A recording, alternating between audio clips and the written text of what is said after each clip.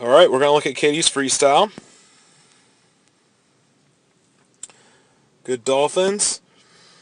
Now the one thing that you do really well is you stay compact. And what I mean by that is you can see there's not a lot of movement with the body.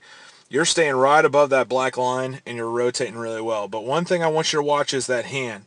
The hand is now turned out, and what that means is that I'm going to typically probably swing the arm around as I take the stroke. And what happens when you swing the arm around is my body is going to go more in that direction as I swing that way and this direction as I swing that way. You want to stay right on that top of that center line, and you might not notice it while you're swimming, but it does happen. A lot of times kids now are bending that wrist. We don't really know where that all kind of started, but it's a typical thing that we see.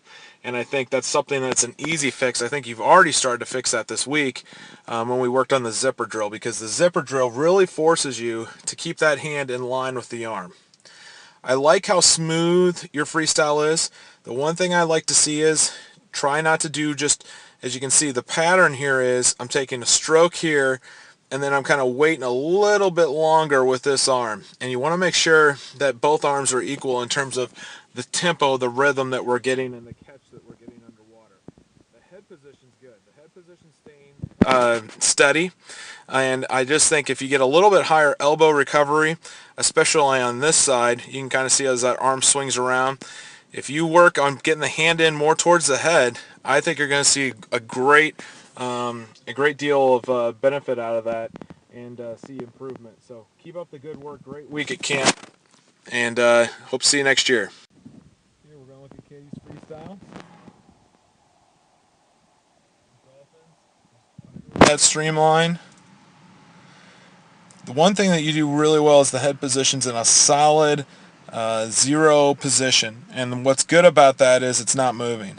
Now, the key is when you go to breathe, you want that head to go right back in the same position, and typically what happens is people tend to move that head up or down depending on where they are in the stroke and obviously after they breathe. The one thing I want you to focus on is as I extend out here, what I see is a great hip drive, and that's excellent. But as you extend out, now I start the underwater, I want to bend from that elbow right now, and I want to bend the elbow down, use and create a paddle with the hand and the forearm like we talked about.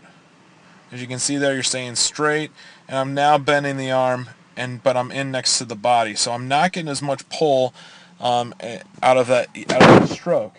The other thing is try to keep the kick more consistent. Try to get a better rhythm going and a tempo going with that kick, and that can be worked on in the kick sets like we talked about. Kind of see how you're crossing over a little bit with the kick, and that's just something that's going to take a little time and practice. But the main thing is work on that catch and keep up the good work.